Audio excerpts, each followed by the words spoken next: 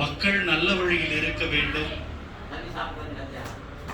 உம்முடைய பிள்ளைகள் நல்லதை அனுபவிக்க வேண்டும் என்று ஏங்குகிற, எதிர்பார்க்கிற தெய்வமாக இருக்கிறீர்.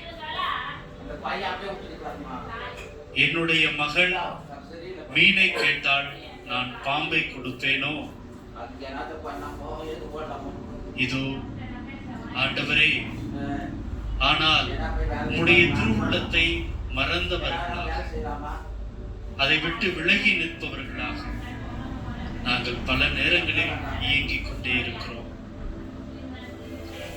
அப்பொழுதெல்லாம் திருப்பாடலினுடைய ஆசிரியர் சொன்ன அந்த வார்த்தை ஒலித்துக் கொண்டே இருக்கிறது. கடவுளாகிய ஆண்டவர் நானே, நீங்கள் எனக்கு செவி சாய்ப்பீர். ஆம் ஆண்டவரே, எங்களுடைய எண்ணங்கள் திட்டங்கள் எப்படிப்பட்டதாக இருந்தாலும் உமக்கு செவி கொடுக்க வேண்டும், உம்முடைய வார்த்தைகளுக்கு கீழ்ப்படிய வேண்டும் என்பது இந்த உலகம் இன்னும் அழகாக இயங்குவதற்கு தேவையான ஒன்றாக இருக்கிறது. ஆண்டவரே, நாங்கள் ஒப்புக் கொடுக்கிறோம். எங்களுடைய விருப்பங்கள் அல்ல, மாறாக உம்முடைய திருவுளம் செயல்பட வேண்டும் என்பதற்காக எங்களை, எங்களுடைய எண்ணங்களை, எங்களுடைய தேவைகளை நாங்கள் மதுபாதம் சமர்ப்பிக்கிறோம். நீதாமே பொறுப்பெடுத்துக் கொண்டு எங்களோடு இருந்து வழி நடத்தும். ஆண்டவரே, தேவனே, உமக்கே மகிமை. எங்களை தேடி வந்து மீட்டவரே, தினம் தினம் உமக்கு மகிமை செலுத்துவதே, உம்மை மாட்சிப்படுத்துவதே எங்களது பணி. ஆமென்.